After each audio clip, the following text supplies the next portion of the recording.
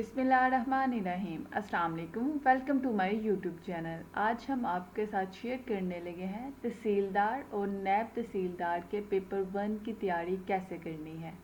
आज इसका lecture number 2 है।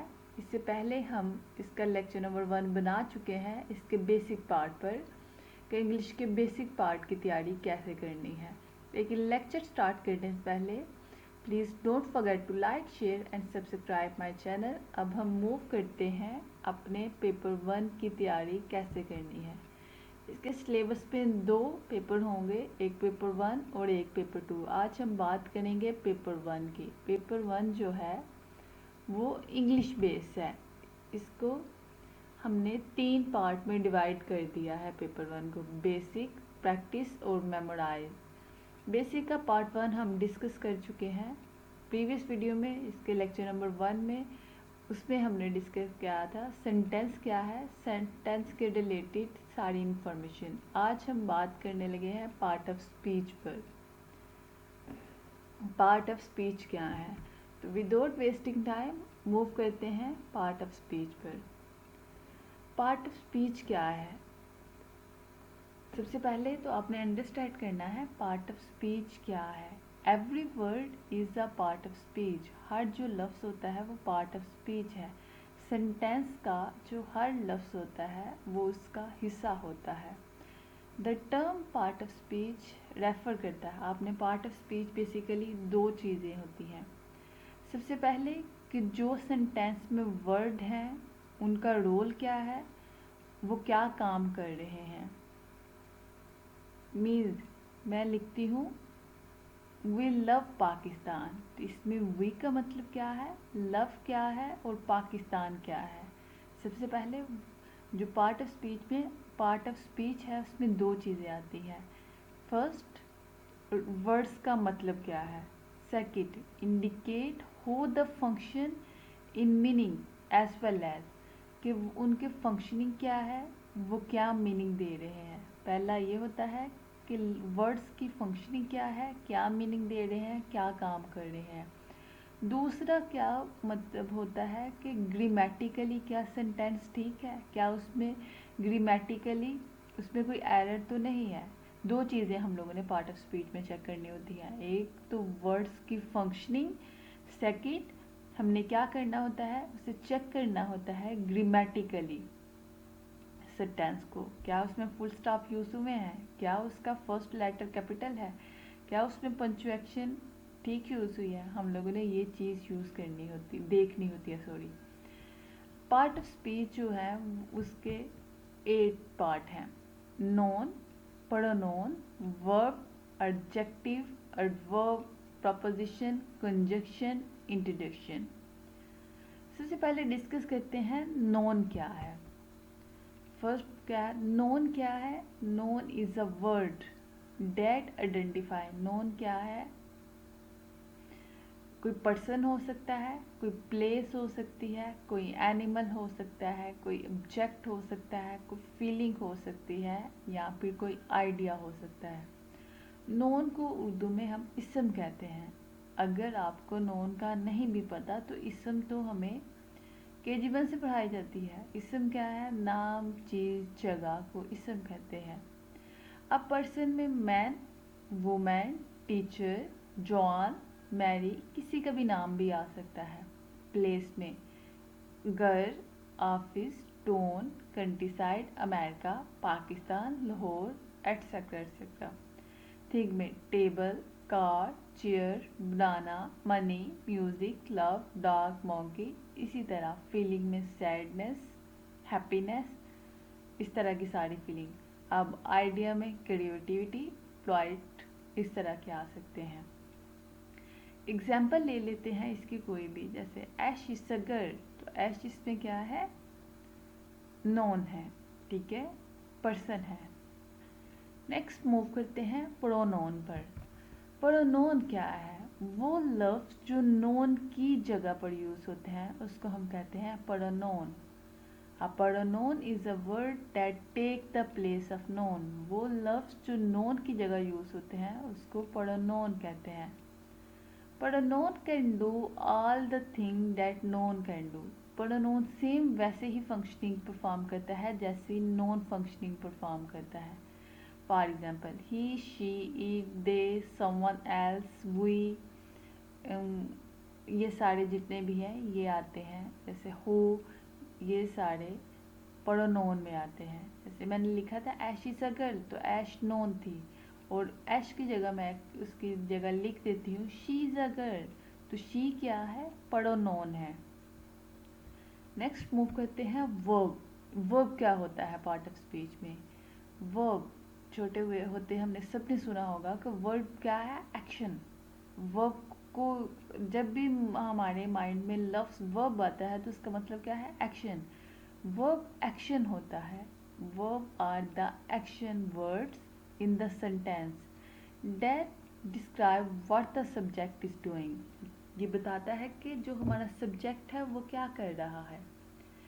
जैसे ये जो वर्ब है ये एक्शन होता है, just like run, dance, flirt, jump, think, do, go. इसकी उर्दू में एग्जांपल लेते इसकी उर्दू में एक एग्जांपल लेते हैं। जैसे उसने गुलाब का फूल तोड़ा, तो यहाँ तोड़ना क्या है, वर्ब है क्योंकि एक्शन है, ब्रेक। इसी तरह इसकी एग्जांपल लेते हैं, she accept the job offer, तो एक्सेप्ट यहाँ क्या है, वर्ब है, उसने कोई ना कोई एक्शन परफॉर्म किया है।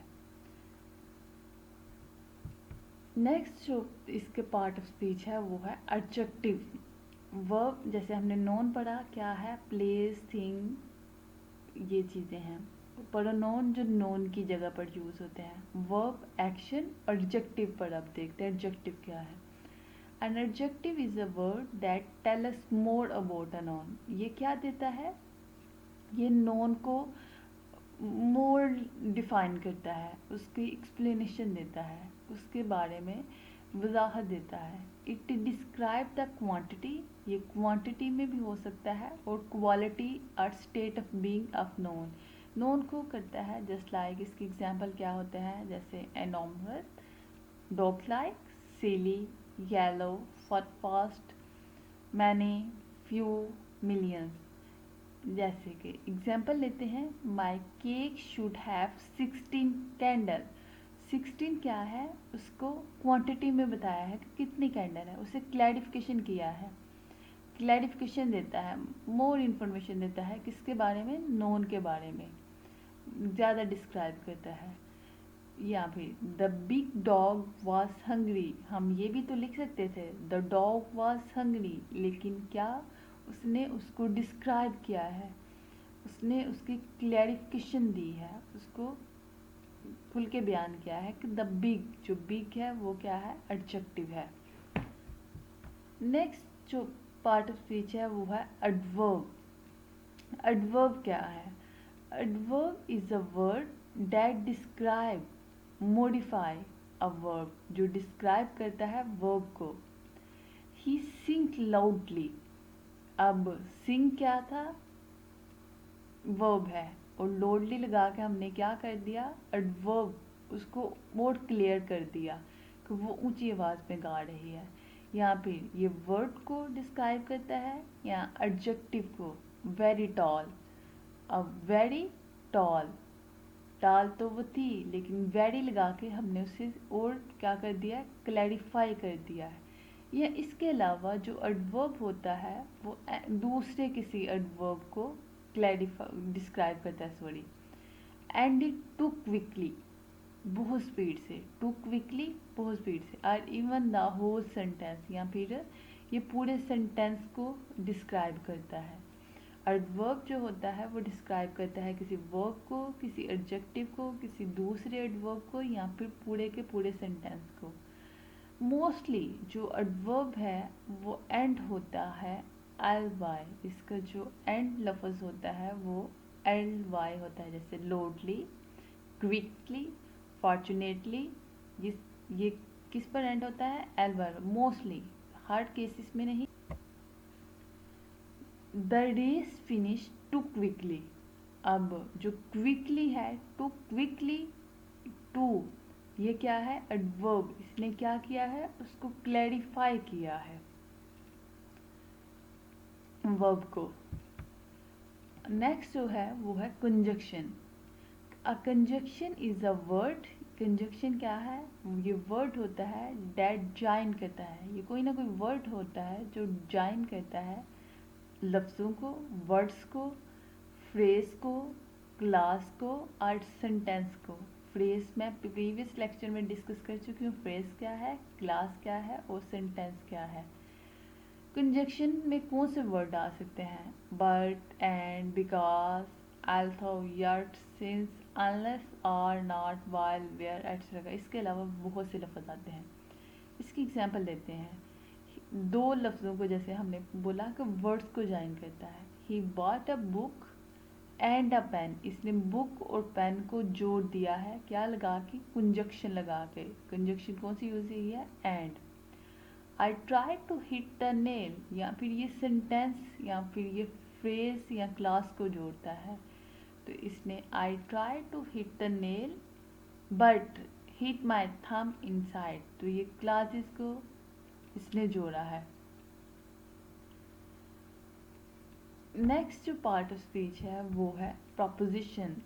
सबसे अहम जो प्रपोजिशन पार्ट ऑफ स्पीच में जिस पर मोर फोकस होता है वो होता है प्रपोजिशन। मोस्टली क्वेश्चन यहाँ से लिए जाते हैं, एमसीक्यूज जो होते हैं। और जो नैब तहसीलदार का पेपर है उसमें भी जो मोस्टली क्वेश्चन आते हैं वो प्रपोजिशन से आता है। आपने इसको अच्छे से समझना है।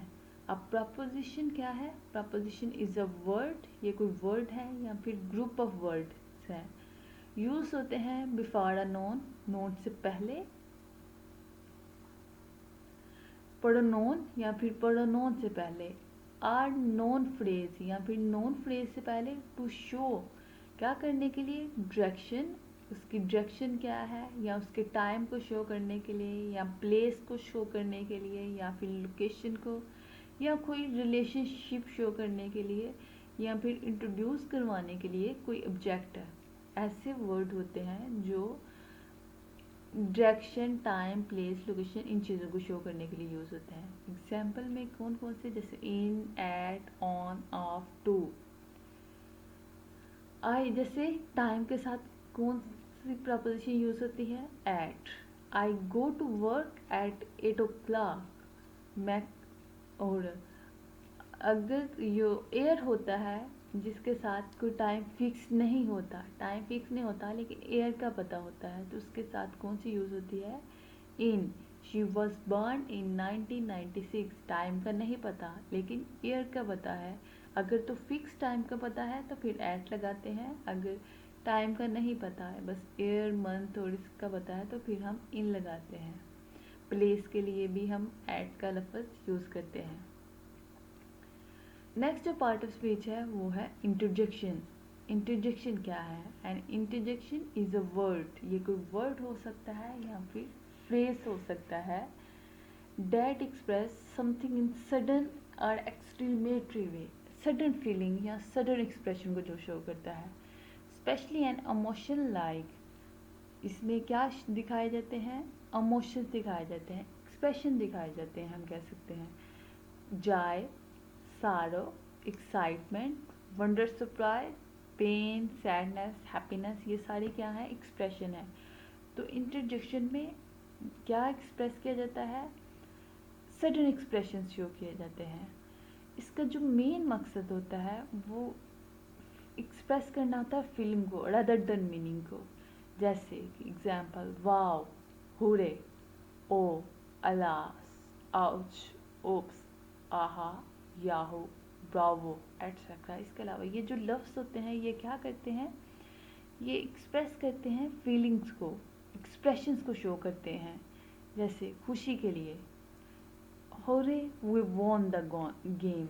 अब जो होरे लफ्ज़ है वो क्या शो कर रहा है? खुशी को शो कर रहा है, जाय को शो कर रहा है। और इसी तरह सारो, गम को क्या शो करता है? Alas, I fail the exam, मैं फेल हो गया। तो ये था इंटरजेक्शन। सो इसी के साथ आज का हमारा लेक्चर ख़त्म होता है। होपफुली आपको समझ आया होगा। कल इंशाल्लाह हम जो नेक्स्ट लेक्चर है उसमें इन सबको डिटेल में डिस्क्राइब करेंगे। नोन की टाइप्स कितनी हैं, उसके बाद नोन कितने तरह के होते हैं, इसमें उसकी सिग्नेचर और पूरा फॉर्म किस तरह से बनाते हैं ये सब कुछ डिस्क्राइब करेंगे। लेकिन उससे पहले आप बाकी जो मैं वीडियो अपलोड कर रही हूँ इसकी प्रिपरेशन के लिए पेपर 2 की उसको भी साथ कंटिन्यू रखें, पेपर 1 और पेपर 2 की तैयारी को एक साथ रखें। वो MCQs बेस है, वो आपसे जल्दी हो जाएगा। ये क्या है, जो पेपर 1 है इसमें प्रैक्टिस, मेमोराइजिंग और आप इसके साथ साथ वोकेबलरी को भी याद करें, सिनोनिम, एंटोनिम्स उसको भी ध्यान में रखें। तो इंशाल्लाह आपकी प्रिपरेशन जो है वो बहुत अच्छी होगी। होपफुली आपको समझ आया होगा। अल्लाह हाफिज़, फ़ी अमान अल्लाह।